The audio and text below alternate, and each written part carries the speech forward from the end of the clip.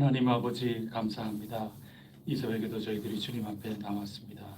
아버지를 알고 아버지께 감사 찬송 영광 돌리며 아버지께 늘 내리시는 은혜를 받고자 왔습니다.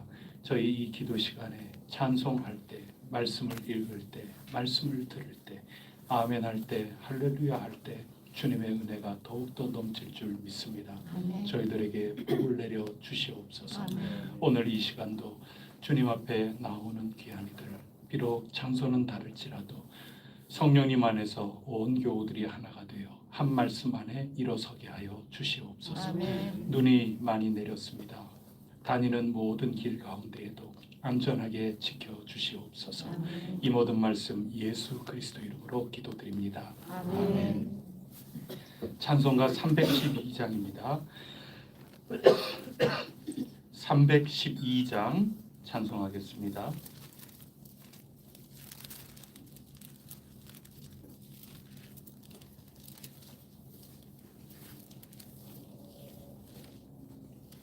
너 하나님께 이끌리어 일평생 주만 바라면 너 어려울 때 힘 주시고 언제나 지켜주시리. 주 크신 사랑 믿는 자 그 반석 위에 서리라. 너 설레는 맘 품고 희망 중 기다리면서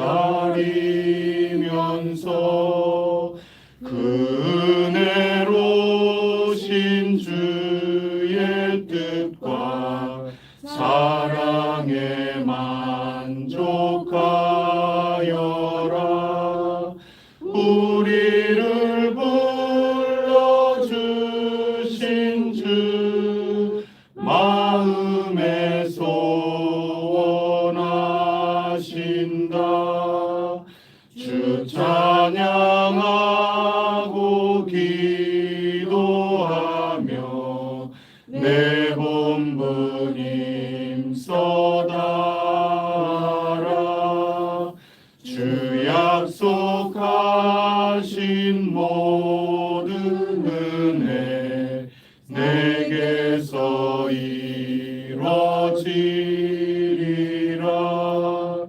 참되고 의지하는 자 주께서 기억하시니. 주 찬양하고 기도하며 내 본분 힘써다라.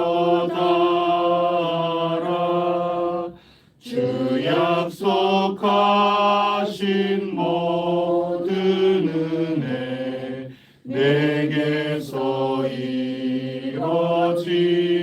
이뤄지리라. 참되고 의지하는 자 주께서 기억하시리. 아멘. 나는 전능하신 아버지 하나님 천지의 창조주를 믿습니다. 나는 그의 유일하신 아들 우리 주 예수 그리스도를 믿습니다. 그는 성령으로 잉태되어 동정녀 마리아에게서 나시고 본디오 빌라도에게 고난을 받아 십자가에 못 박혀 죽으시고 장사된 지 사흘 만에 죽은 자 가운데서 다시 살아나셨으며 하늘에 오르시어 전능하신 아버지 하나님 우편에 앉아 계시다가 거기로부터 살아있는 자와 죽은 자를 심판하러 오십니다. 나는 성령을 믿으며 거룩한 공교회와 성도의 교제와 죄를 용서받는 것과 몸의 부활과 영생을 믿습니다. 아멘. 오늘 우리에게 주시는 하나님 말씀 창세기 18장 1절부터 15절까지 말씀 한 절씩 교독하겠습니다.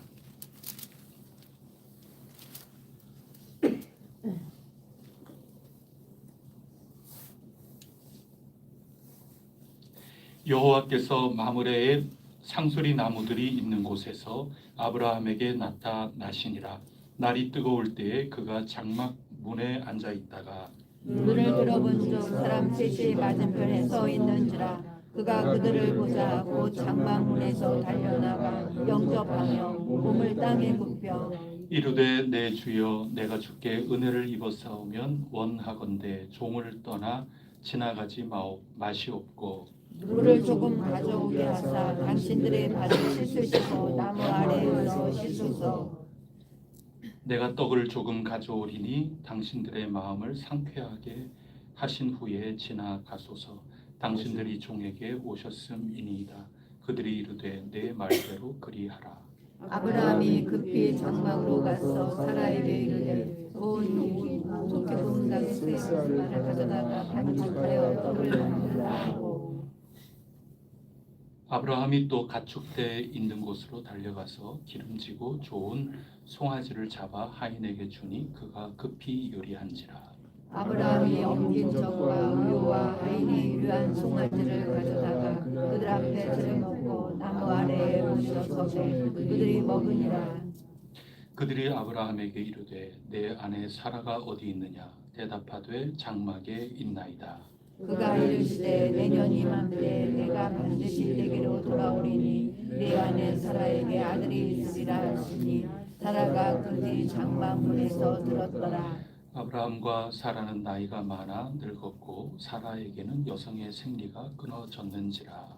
사라가 속으로 웃고 이르되 내가 노쇠하였고 내 주인도 늙었으니 내게 무슨 즐거움이 있으리요.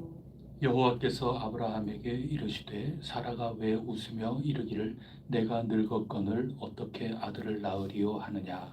여호와께 능하지 못한 일이 있겠느냐. 기한이 이를 때 내가 내게로 돌아오리니 사라에게 아들이 있으리라. 함께 읽겠습니다. 사라가 두려워서 부인하여 이르되 내가 웃지 아니하였나이다. 이르시되 아니라 내가 웃었느니라. 아멘.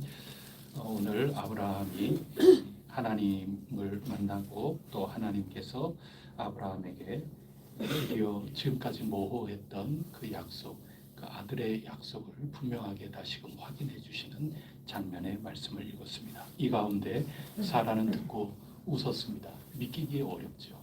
그런 가운데 하나님께서 너 웃었다. 왜 웃느냐? 반드시 기한이 이르면 아들이 너에게 있을 것이다. 재확인해 주시는 그런 장면이 오늘 말씀입니다. 오늘 이 말씀 속에 하나님께서 우리에게 주시는 말씀 몇 가지 듣고자 합니다. 먼저 첫 번째는 믿음이 어렵다 하는 그런 말씀입니다. 전체적으로는 믿음이 얼마나 어렵습니까? 아브라함은 믿음이 얼마나 좋은 사람입니까? 또 그 안에 남편이 간다고 난 안 갈 거야 그러지 않고 그 식솔들 데리고 그 머나먼 여행길을 기약도 없이 그냥 간단 말이죠. 물론 약속이 있긴 있지만 어디까지 어떻게 떠날 여행인지도 모르고 따라 나섰다. 그러면 아브라함도 굉장한 분이고 또 사라도 굉장한 분이라고 생각할 수 있는데 오늘 보면 픽 웃는단 말이죠. 그만큼 믿음이라는 것은 우리가 살아가는데 항상 아주 가장 최고 완성된 모습으로 우리의 삶에 나타나기라는 것은 여간 어려운 일이 아닌 것입니다. 왜 그렇게 어려울까요? 그게 이제 제가 첫 번째 드리려고 하는 말씀인데 하나님은 가장 일상 속에서 우리를 만나 주시는 모습이 오늘 나오고 있기 때문에 그렇습니다. 너무나도 일상적이라서 그렇습니다. 사람 셋이 그냥 앉아 있는데 저쪽에서 오니 손님이 우리 집 쪽으로 온다 해서 그냥 환대하는 것 아니겠습니까? 근데 나중에 읽어보면 하나님하고 말씀을 나누고 있는 게 밝혀지지 않습니까? 사람의 모습으로 하나님께서 아브라함에게 나타나셔서 이러한 말씀을 해주고 계시는 거죠. 너무나도 일상적이기 때문에 자칫 우리는 믿음이 적은 모습으로 조금이라도 화장이라도 좀 하고 믿음의 화장이라도 하고 만나지 못할 수가 있었던 거죠. 그게 오늘의 모습입니다. 하나님께서는 늘 우리가 준비된 신앙의 자리에서만 만나는 것은 아닙니다. 신랑 되신 예수 그리스도께서 오실 때 기름을 완전히 다 준비한 그런 경우에만 찾아오시는 것은 아니죠.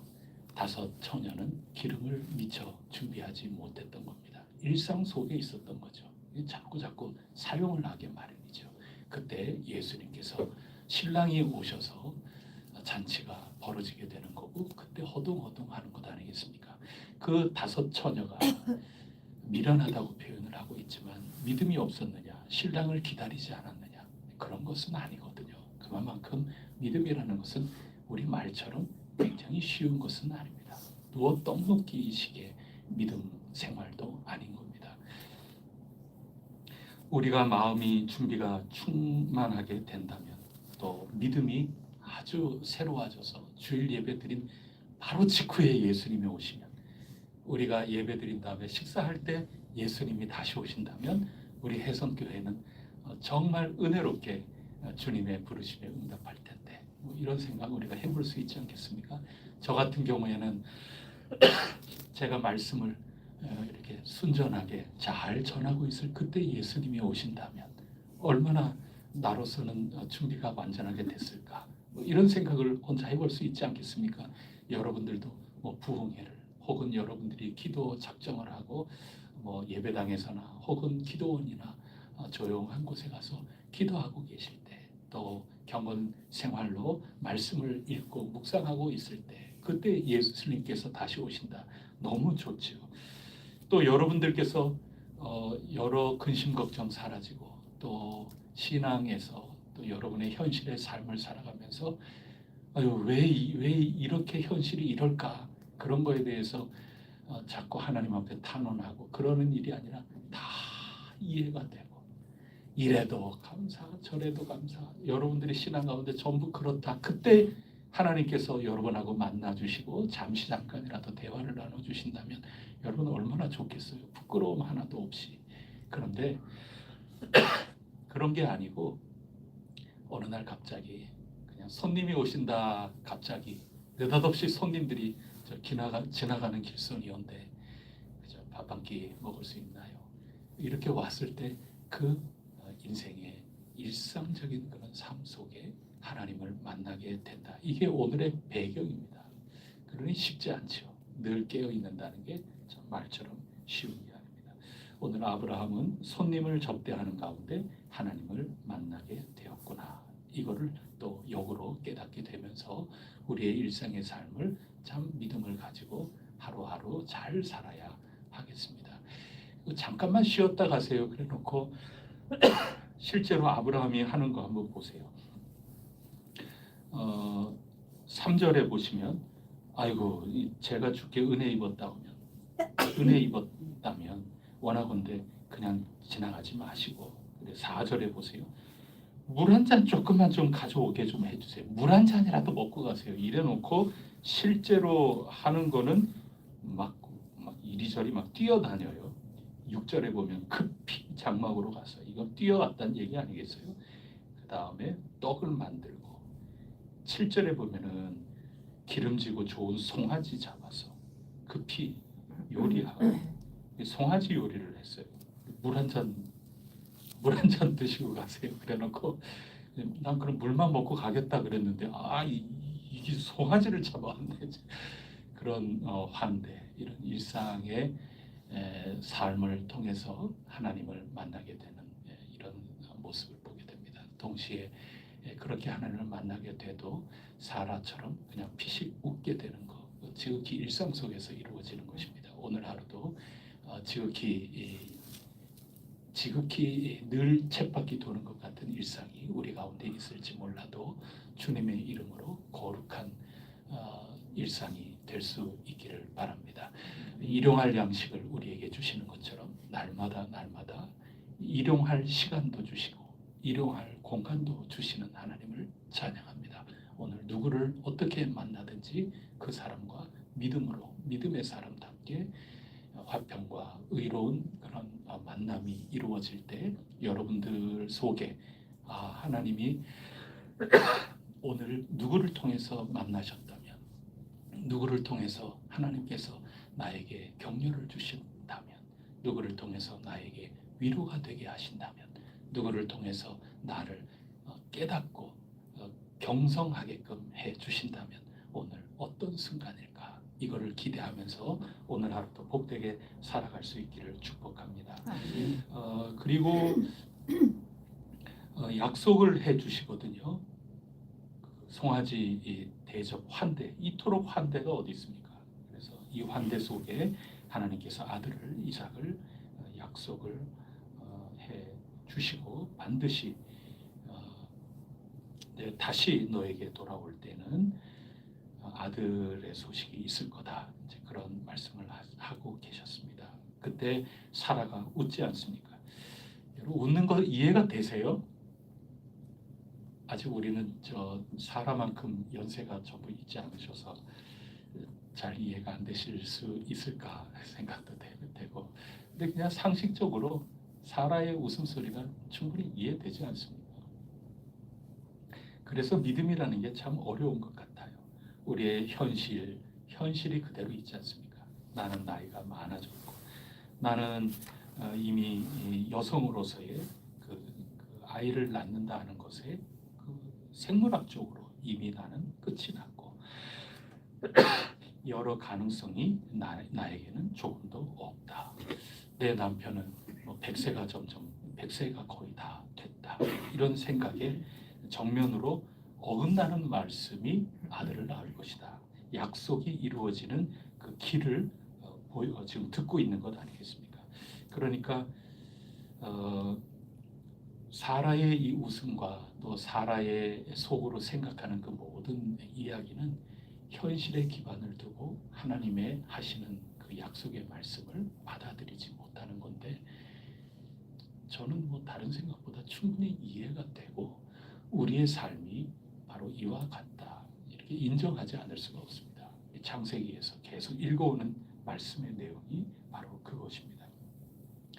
그래서 우리가 불신앙이라는 게 뭐냐 할 때, 하나님이 안 계신다 이렇게 얘기하는 것, 또 나 이번 주에는 그냥 쉴래, 교회 안 나갈래, 물론 그런 것도 불신앙의 한 모습이기도 하고, 그런데 오늘 본문 말씀에서 특정하는 그 불신앙의 모습, 믿음이 아주 굳건하여진 그런 상태가 아닌 조금 연약해진 그 모습을 오늘 본문은 뭐라고 특정해서 말씀을 해주시는 거냐? 창세기의 말씀 아주 일맥상통한 겁니다. 나의 구체적인 현실을 보면서 곧이곧대로 들리지를 않는 겁니다. 오랜 기다림 속에 굳어진 이 현실 감각이죠. 내 이 현실 감각, 이 현실의 상식, 이런 모든 것들을 가지고 하나님의 약속을 저쪽 좀 밖에 나가서 놀아라 하고 자리를 밀쳐낸다 하는 겁니다. 나는 이제 더 이상 기대하지 않는단 말이죠. 그 사라의 웃음 속에는 내가 인생을 지금 몇 년을 살았는데 하나하나 경험하면서 내 인생 경험에서 우러나오는 이런 모든 것들 앞에 내 인생은 하나님이 주신 그 약속, 그게 이루어질 리는 만무하다. 이미 자기의 인생을 정리하는 겁니다. 그런데 그 정리하는 게 하나님 약속으로 정리하는 게 아니라 내 인생 경험으로 정리하고 있는 것이죠. 더 나아가서 말씀을 한다면 하나님의 약속이 굳이 없어도 나 아이 없이 그냥 살 수 있다는 거죠. 스스로 자기 정리를 한 겁니다. 자기 스스로 모든 것들을 다 정리정돈해서 나는 더 이상 상처받지 않을래. 이미 하나님이 없어도 다 나는 충분히 내 인생을 설명할 수 있는 거고, 내 인생 이 정도에서 만족할 수 있는 거고, 나 이 정도에서 하나님 떠나겠다가 아니라 나 이 정도에서 하나님께 감사하고 그렇게 살아가겠다는 겁니다. 그러니까 이게 우리의 현실의 신앙 가운데서 신앙 좋은 사람의 모습일 수 있는 거죠. 어떻게 보면 내가 지금 이 현실 속에서 아니 나 뭐 없으면 없는 대로 사는 거지 뭐 이럴 수 있는 거지 않습니까? 그런데 그 속에 면도칼처럼 날카롭게 이것을 싹 오려가면서 살펴보면 그렇게 믿음이 좋은 것 같은 말이고 그런 삶의 생활의 모습이 나오는 것 같지만 엄밀하게 보면 하나님의 약속을 내 인생 경험을 통해서 밀쳐내는 거죠. 그냥 내 상식과 내 생각 속에 내 스스로 만족하면서 살아가고 있는 겁니다. 그렇게 보면 사라의 이 이야기, 나는 이래서 안 되고 이래서 안 되고 이래서 안 되고 이런 것들, 그리고 피식 웃는 거, 이런 거는 아주 날카롭게 봤을 때 불신앙의 하나의 전형적인 예가 될 수 있는 겁니다. 이때 하나님께서 하시는 말씀이 14절 말씀입니다. 다 같이 읽어보겠습니다. 시작. 여호와께 하지 못한 일이 있겠느냐. 기한이 이를 때 내가 내게로 돌아오리니 사라에게 아들이 있으리라. 현실 속에 하나님이 계실, 하나님의 약속이 계실 자리가 없게끔 되어 있는 너무나도 지극히 상식적이고 당연한 그런 삶. 근데 하나님께서는 우리에게 그런 삶을 바라시는 게 아니죠. 어떤 삶을 바라시느냐? 그렇게 우리의 삶 속에 상식적으로 생각했을 때, 그리고 상식 때문에 나는 위로를 이미 받고 있고 상식에 안주하고 있고 그런 삶이지만 하나님은 한마디로 질문하셨습니다. 여호와께 능하지 못한 일이 있겠느냐? 어제 표현으로 하면 하나님의 이름이 뭡니까? 엘샤다이, 전능의 하나님이시다. 그래서 엘샤다이, 샤다이라고 하는 낱말로 표현이 된 것은 14절은 아닌데 내용으로는 엘샤다이죠.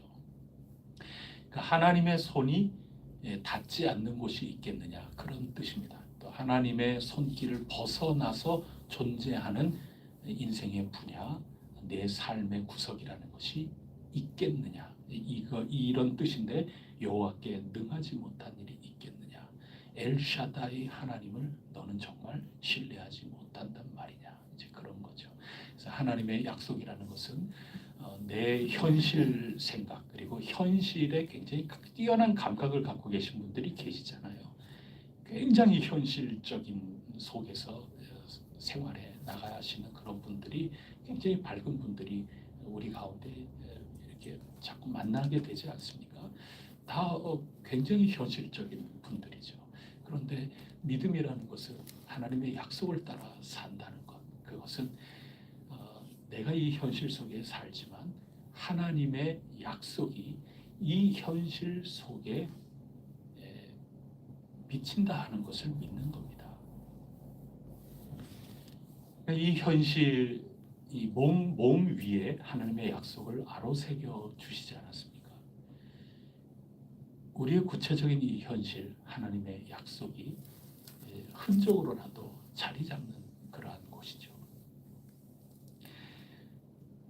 그래서 너의 인생에서 왜 벌써부터 불가능하다고 정리를 하고 있느냐? 너의 삶 가운데 하나님의 약속, 아니 하나님이 다시 여러분의 생각을 정리해 주시는 겁니다. 너의 인생에서 나의 약속이 미치지 않는다고 여러분들이 이미 정리정돈해버린 그 상황, 사라에게는 아이를 낳을 수 없는 나의 인생의 그런 모습이죠. 근데 그 인생 가운데에서 다친 것이 아니고 내가 다쳤다 하는 그때에 하나님께서 어떻게 열어가실지 거기에 하나님께 자리를 내어드리는 그러한 믿음, 그게 약속을 따라 사는 사람인데, 사라는 자리를 내어드리기보다도 내 현실로 꽉 채우고 하나님은 그냥 안 계셔도 되는 거죠. 그런 삶이 우리 가운데 있어요. 우리는 날마다 하나님께 주여 기도하고 그렇게 하지만 현실의 일상의 삶으로 오늘은 들어가는 겁니다. 손님 대접하는 것 배경이잖아요. 일상의 삶에 이렇게 보면은 나의 주어진 현실 속에서 그냥 살아가는 거죠. 잠시 하나님이 안 계셔도 내 현실의 삶이 지금 당장 망가진다거나 뭐 그러는 게 아니죠. 그냥 이게 되는 겁니다. 하나님 없이도 하나님의 약속이 내가 생각하는 가운데 이루어져 가고 있다고 생각하는 바로 그 생각, 아주 날카로운 생각입니다. 믿음이라는 게 단지 우리는 교회에 안 나오면 믿음이 없다, 또 교회에 나온다 하더라도 그냥 진정으로 헌신 안 하고 봉사라는 거 안 하고 그냥 예배만 달랑 드리고 이렇게 가고 이렇게 한다, 언뜻 보기에 아이고 믿음이 아직까지 더 자라나야 되는데 뭐 이렇게 생각할 수가 있거든요. 근데 오늘 말씀으로 보면 나의 현실에 지극히 당연한 이것 때문에 하나님의 약속이 틈을 타고 들어올 그런 것들이 별로 없습니다. 이제 그런 사실, 그리고 그곳에서 그 사실 속에서 그냥 아무렇지도 않게 살아가는 그런 순간순간이 불신앙의 모습일 가능성이 상당히 크다 하는 것이죠. 그게 사라의 모습이고, 하나님께서는 질문을 던지고 계시는 겁니다. 여호와께 능하지 못한 일이 있겠느냐? 여호와의 손이 짧아서 닿지 못하는 구석이 있겠느냐? 여호와 하나님 손 밖에, 눈 밖에 있는 그런 현실의 구석이 있겠느냐? 이 질문의 답은 이제 누가 해야 되는 겁니까? 이 질문의 답은 사라가 해야 되는 겁니다. 그리고 오늘 말씀을 읽는 우리가 해야 하는 겁니다. 왜냐하면 믿음을 어떻게 해야 됩니까? 믿음을 강요하는 것 같으면 하나님이 우리가 꼭 늘 질문하는 것처럼 아담 때부터 선악과를 아예 안 만드시죠. 우리가 항상 예수 안 믿는 사람들은 나는 이해가 안 돼서 난 예수님 못 믿어 뭐 이렇게 하는 분 계시잖아요. 그분들 하는 그 질문의 레파토리라는 게 있거든요. 그 가운데 하나가 왜 선악과를 만드셔가지고 그게 하나님이냐? 왜 죄짓게 만드느냐? 아예 죄 짓지 않도록 하나님이 애시당초 만들어 놓으시면 되는 거지. 이렇게 만들어 놓으시는 게 하나님이냐? 이렇게 질문하는 거죠. 오늘도 하나님께서 애 하나 이렇게 안고 오셔서 자, 이게 네 애다. 이러면 다 끝나는 건데 말이죠. 왜 그렇게 안 하시느냐? 여호와께서 능치 못한 일이 여호와께 있겠느냐 하면서 대답하게끔 지금 기다리고 계시는 거죠. 초대입니다. 강요할 수 없습니다. 그럼 믿음을 어떻게 강요하겠습니까? 제가 여러분들에게 믿음을 강요할 수 있겠습니까? 믿음을 어떻게 여러분 핀셋으로 여러분 몸속에 어떻게 꼬깃꼬깃 막 집어넣어서 여러분 살에 이식이 되도록 그렇게 제가 할 수 있겠습니까? 아무것도 할 수가 없습니다. 그저 이 하나님 말씀 같이 읽고 여러분에게 던져드리는 것뿐이죠. 저는 답을 내드릴 수가 없어요. 제가 무슨 답을 내드리겠습니까? 교회는 답을 가지고 있는 곳이 아니고 이 설계도 하나가 또 나오는 거죠. 교회는 보통 답을 갖고 있다고 생각해요. 저마다 다 답을 갖고 있어요. 그래서 자기 스스로 답을 갖고 있고 자기 스스로 그 답하고 교회의 현재 모습하고 다르면 상처받아요. 그리고 화가 나요. 그 분노를 바깥으로 낼 수도 있고 속으로 삭힐 수도 있어요. 이 속으로 삭히는 게 더 답답해요. 그게 답을 갖고 있다고 생각해서 그래요. 답이 아니라 교회는 질문으로 가득 차서 넘치는 곳입니다. 끊임없는 질문입니다. 성경 말씀은 끊임없는 질문입니다. 그래서 교회 나오면 기쁘고 감사하는 거죠. 주 예수 그리스도로 구원을 얻었다. 약속을 받은, 부름받은 존재다 할 때는 그건 기쁜 건데 하나님의 말씀을 읽으면서부터는 제가 어제 불편하다고 그랬지 않습니까? 자꾸 질문을 던지시거든요. 아브라함과 사라는 말씀을 믿고 여기까지 따라왔는데 불신앙의 모습을 면도칼 하나로 한 껍데기를 지금 벗겨내시지 않습니까?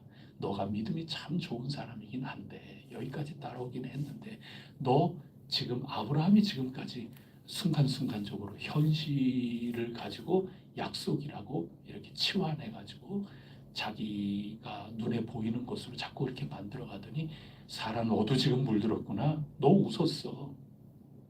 너 왜 웃니? 너 당연하다고 생각되는 그러한 너의 현실을 통해서도 하나님의 약속은 네가 알게 모르게 움직여져 가고 있다는 것을 너가 정말 받아들이지 못하고 있구나. 또 그게 불신앙이야. 불편하죠. 여러분, 사라는 불편한 겁니다. 그래서 이 말씀 하나님 앞에 예배하러 나오는 이들은 불편한 겁니다. 감사하고 기도 하면서도 동시에 불편함이 있는 겁니다. 자꾸 새로워지는 겁니다. 답을 내는 게 아닙니다. 그래서 오늘 사라에게도 하나님이 질문을 던지시는 겁니다. 결단은 우리 인간이 성령님의 인도하심과 이끄심 그것에 내 몸을 맡기면서 성령님의 그 물줄기에 따라서 내가 기꺼이 아멘 하고 나아가는 그것이죠. 네가 설정한 현실의 그 테두리 이게 너무나도 당연한 거다. 이럴 수밖에 없다 하는 그것이 치유가 다 됐다 하는 것을 인정하고 그 나의 현실의 삶, 그 한계 속에서 하나님 역사하심을 아멘으로 받아들이고 거기에 내 온 삶을 기대고 그 물에 첨벙하고 뛰어드는 그것은 여러분이 살아가야 되는 거죠. 여러분 삶 속에 초청이 있을 뿐입니다. 성경 말씀은 초청입니다. 성경 말씀 안 읽었다고 이 국가라고 하는 체제 속에서 이 법이라고 하는 차원에서 여러분을 범죄자라고 얘기하지를 않습니다. 결국 우리가 살아가는 이 삶의 최종 기준은 여러분의 경험입니까? 아니면 하나님께서 주권적으로 무슨 일이든 하나님께서 작정하신 것을 해나가실 수 있다고 하는 하나님의 하나님 되심, 우리 교리적인 표현으로 하면 하나님의 주권, 하나님의 자유 이런 거죠. 하나님이 우리에게 얽어매이시는 분이 아니지 않습니까? 그래서 그 하나님의 자유, 하나님의 주권, 하나님의 전능하심, 엘샤다이, 이 하나님, 우리의 마침표가 하나님의 출발점이 된다는 것을 인정하느냐, 아니면 여러분의 상식과 여러분의 경험, 여러분의 판단이 여러분의 삶을 이끌어 나가는가. 결국 오늘 주어진 이 모습을 우리의 신앙의 정리된 표현으로 바꾼다면 그렇게 그런 중점적인 모습이 우리 가운데 있다고 하는 것입니다. 어느 날 예수님께서 산에 올라가셔서 몇몇 제자들에게 당신이 하나님이시다 하는 모습을 보여주셨습니다. 그러고 나서 산 아래로 내려가셨습니다. 제자들은 거기에 살고 싶어 하지만 제자들과 함께 산 아래로 내려가자 하셨습니다. 그랬더니 산 아래에서는 귀신 들린 아들 때문에 속상한 아버지가 계셨습니다. 제자들과 또 서기관들은 서로 그냥 토론하고 회의하고 있었습니다. 이거 어떻게 해야 이거를 우리가 해결해 줄 수 있을까? 답이 나오지를 않죠. 그때 그 아버지가 예수님이 오신 것을 보고 예수님께 달려가서 하실 수 있다면 좀 고쳐주세요. 예수님이 하실 수 있지요. 그러면서 가르쳐 주신 게 아니라 질책을 좀 하시는 그런 표현을 하셨어요. 할 수 있거든. 그게 무슨 말이냐 말이죠. 믿는 자에게는 능히 하지 못할 일이 없느니라 하시니, 이 얘기는 주님이 능히 하지 못할 일이 있겠느냐, 오늘 사라에게 하신 말씀하고 똑같은 말씀인 거죠. 제자들이 할 수 없었던 것, 서기관들이 답변해 줄 수 없었던 것, 이런 모든 것들 현실 속에서 할 수 있다면 하고 가정하면서 얘기하는 이것은 이미 현실이 이 아버지를 이끌어 나가고 있는 거죠. 그래서 스스로 상처받지 않으려고 자기 스스로 장치를 해놓은 겁니다. 예수님도 이거는 더 큰 병원에 가보셔야 되겠는데요, 이렇게 얘기할 수도 있는 거죠. 거기에 상처받지 않으려고 다 자기 스스로 현실이 내 삶을 이끌어가는 거라고 다 준비를 해놓고 있는 것이죠. 그러나 예수님께서는 엘샤다이를 말씀하고 계시는 겁니다. 그리고 네가 나의 이 말을 받아들이느냐, 초청이죠. 그때 그 아버지가 정말 감사하게도 저를 용서해달라고, 고쳐달라고, 믿음의 그 의지, 그 약속을 바라면서 나가는 삶, 그것이 자기의 아들을 고쳐준 거죠. 베드로도 부활 후 주님을 다시 만났습니다. 너 나 사랑하느냐? 베드로가 답을 하죠. 주님께서 아십니다. 이게 정답이죠. 정답인데 겸손하게 베드로가 주님이 아십니다. 자꾸 이렇게 얘기를 하고 있는 겁니다. 근데 어떻게 보면 우리가 설교 시간에 우리가 서로 나누고 할 때는 베드로가 정말 이제는 이런저런 경험을 하고 난 다음에 겸손해져서 예, 제가 주님 사랑합니다. 이렇게 얘기 못하고 주님께서 아십니다. 이렇게 겸손하게 얘기했다고 설교 학원 하고 우리가 이해하곤 그렇게 하는데 저 그거를 훨씬 더 뛰어넘어 있다고 생각이 돼요. 단지 겸손해서 베드로의 그 겸손한 덕에서부터 나온 그런 말씀이기보다도 더 깊은 곳에 답이 있다고 생각을 합니다. 예수님께서는 지금 답을 요구하고 계시지 않습니까? 계속 질문을 던지고 계세요. 근데 자신이 없어요. 현실을 생각해 보세요. 지금 사라가 나는 아이 낳을 수 없다고 하는 현실 속에 웃음이 난 것처럼 베드로도 사실 웃음이 나는 거예요. 자신감이 없어요. 그게 자기의 현실인 거죠. 자기가 사흘 전에 예수님 호언장담하면서 다른 모든 제자가 주님을 배반한다 할지라도 나는 배반하지 않겠다고 장담하지 않았습니까? 그러는 가운데 주님을 배반했던 겁니다. 주님이 다시 질문하고 계시는 겁니다. 주님이 질문하실 때 답을 못하는 겁니다. 자기 입으로 도무지 답할 자신이 없는 겁니다. 현실이 자기 자신을 그렇게 만들지 못하고 있는 겁니다. 현실을 생각할 때 이제는 더 이상 자기 입으로 답할 수 없다 하는 것입니다. 그때 주님께서는 그 베드로의 그 답을 주님께서는 다 헤아리고 계시는 거죠. 예수님께서 그렇게 자꾸 3번 반복해서 질문하신 것은 엘샤다이를 자꾸 가르쳐 주신 겁니다. 내가 못할 일이 있겠느냐? 네가 네 현실을 보면은 주님께 내가 주님 사랑한다고 말하는 거 언제 어떻게 다시 허물어질지 너가 너의 경험으로 미뤄볼 때 답을 못하는 거 내가 다 안다. 그 속에 담겨 있는 거 아니겠어요? 3번 반복해서 질문하시는 게. 그래, 너는 너의 경험 때문에 너는 마침표를 찍었구나. 너는 이렇게 얘기했다가 또 돌아서면 나 배반할 거지. 넌 분명해. 그게 너니까. 그러나 예수님이 자꾸 응답하도록 자꾸 질문을 하고 계시는 겁니다. 3번, 3번씩 30번이라도 주님은 자꾸 질문하시는 겁니다. 그 깊은 속에 있는 것은 엘샤다이를 의지하라는 겁니다. 너를 생각하면, 너를 지금 보면 답을 못하겠지? 내가 능히 못할 일이 있겠느냐 말이죠. 엘샤다이를 자꾸 던지는 겁니다. 너는 너 자신을 못 믿고 있지? 그 호기롭던 자신감 다 사라지고 말았지? 뭐라고 딱 부러지게 얘기하기가 내 면전에 참 어렵지? 장담하기가 쉽지 않지? 내 자신에게 너가 많이 실망했지? 너가 할 수 있는 것보다 살다 보니까 너가 할 수 없는 것이 더 많았지?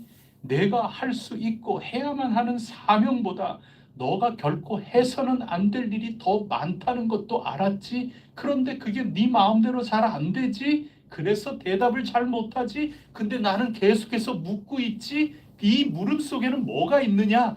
너는 어렵고 힘들고 불가능하지만 엘샤다이,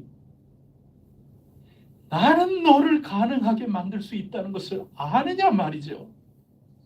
그래서 당신께서 아신다 하는 이 말씀은 나는 부족하지만 당신 손에 붙잡혀 있는 한 당신께서 아신단 말이죠. 당신께서 책임지신단 말이죠. 나의 삶의 주인은 주어는 내가 아니라 당신이라는 것을 고백한다는 말이죠. 그게 베드로와 예수님의 그 부활 후 대답이라 하는 것입니다. 당신이 아십니다. 당신이 아십니다. 당신께서 나를 사용하십니다. 당신께서 나를 복되게 하십니다. 내 인생의 주인이십니다. 이것을 고백하고 있는 겁니다. 오늘 주신 이 말씀 우리 다시 한번 마음에 새기시고 주어진 삶을 믿음으로 살아갈 수 있기를 바랍니다. 일상의 삶을 소중하게 주님께서 나를 만지시고 가다듬으시고 또 내 속에서 다시금 신앙이 부흥이 될 수 있도록 하는 만남이 누구인가? 교회 안에서 만남이 아니라 하더라도 일상의 나의 삶 가운데 얼마든지 나는 일어설 수도 있고 또 쓰러질 수도 있다. 결국 오늘 말씀은 그 말씀 주시는 겁니다. 현실이 나를 좌우하지 못하도록, 나의 현실, 감각이 나를 좌우하지 못하도록 오직 엘샤다이 그 약속이 저를 이끌어갈 수 있도록 성령님 저를 도와 주시옵소서. 오늘의 일용할 양식이여 저를 이끌어 주시옵소서. 약속이 제 삶 속에 살아있음을 의지하고 주님이 아십니다. 주님이 내 삶에, 주님이 오늘 하루의 주인이십니다. 저를 맡깁니다. 주님께서 아십니다. 여기 사라의 삶에서부터 더 뛰어난 모습으로 나아가기를 축복합니다. 그게 마리아죠. 사라하고 마리아하고, 어쩌면 사라는 그래도 남편이라도 결혼이라도 했죠. 마리아는 결혼도 안 했어요. 그 가운데에서도 아이를 낳을 것이다. 주님, 그 말씀이 제게 이루어지이다. 그래서 사라의 이 모습에서 마리아의 모습, 그 약속을 따라 살아가는 그 삶의 모습, 이것을 기도의 집이라고 저는 표현을 하는 겁니다. 우리 가운데 하나님의 역사하심이 있다. 이것을 꼭 기억하시고 하나님의 약속을 따라 살아가는 오늘 하루의 삶, 우리 혜성교회 삶이 꼭 될 수 있기를 축복합니다. 기도드리겠습니다. 하나님 아버지, 약속을 따라 산다는 것이 얼마나 어려운 일인지 모르겠습니다. 주어진 삶 속에 또 긴박하게 뭔가 일을 대처하고 행해 나가야 할 때 지극히 현실 감각으로 판단하고 또 살아갈 수밖에 없습니다. 그러기가 너무나도 쉽습니다. 믿음의 조상이라 해도 거기에서 걸려 넘어져서 약속이 그저 일상의 삶, 그저 내가 책임지고 살아가는 그 삶으로 완전히 뒤바뀌어 가는 것들을 보게 됩니다. 하나님 아버지, 이 혼탁한 이 경계선이 모호한 이 지점을 늘 통과하게 되는데 저희들 이 속에 헤매지 않게 하여 주시고 늘 조용한 시간, 말씀을 읽고 말씀 묵상하는 시간, 기도하는 시간, 예배하는 시간, 순간순간 하나님과 동행하는 그 시간을 통하여 연돈날처럼 저희들에게 분명하게 가려지게 하시고 성령님 용기 주시고 이끌어 나가시는 대로 강하게 결단하면서 하나님의 약속이 우리 가운데 살아 있음을 고백하게 하시고 약속에 의지하여 나갈 수 있도록 저희들을 도와 주시옵소서. 아멘. 주 예수 그리스도로 말미암아 거룩하게 구별된 저희들의 삶의 모습이고 어제와 오늘이 다르고 오늘과 내일이 다른 자꾸 빚어져가는 삶이다 하는 것을 인정하고 저희들 조금씩 성령님 의지하여 말씀에 의지하여 전진해 나갈 수 있는 삶이 되게 하여 주옵소서. 아멘. 주저앉지 말게 하여 주시옵소서. 아멘. 더 약속을 따라 사는 삶으로 한 걸음 한 걸음씩 전진해 나갈 수 있도록 이끌어 주시옵소서. 아멘. 감사합니다. 찬양합니다. 예수 그리스도 이름으로 기도드립니다. 아멘. 하늘에 계신 우리 아버지, 아버지의 이름을 거룩하게 하시며 아버지의 나라가 오게 하시며 아버지의 뜻이 하늘에서와 같이 땅에서도 이루어지게 하소서. 오늘 우리에게 일용할 양식을 주시고 우리가 우리에게 잘못한 사람을 용서하여 준 것 같이 우리 죄를 용서하여 주시고 우리를 시험에 빠지지 않게 하시고 악에서 구하소서. 나라와 권능과 영광이 영원히 아버지의 것입니다. 아멘. 주의를 사모하는 영혼들이 많게 하시고 좋은 땅이 되어 함께 만나게 하옵소서. 함께 하나님을 만나서 저희들의 삶이 부드러워진 땅이 되어 하나님의 약속이 이끌어 나가는 삶으로 온전히 응하고 응답하고 반응하면서 나아갈 수 있도록 하여 주시옵소서. 전도 대상자를 위하여 또 우리 가운데 몸이 아픈 이들 하나하나 생각하면서 교회를 위하여 간구하시고 각자 하나님 앞에 간구하겠습니다. 여러분 우리 계단하고 이런 것들이 조금 물기가 좀 있습니다. 내려가실 때 난간을 잘 잡고 조심해서 그렇게 내려가시면 되겠습니다. 함께 기도하시겠습니다.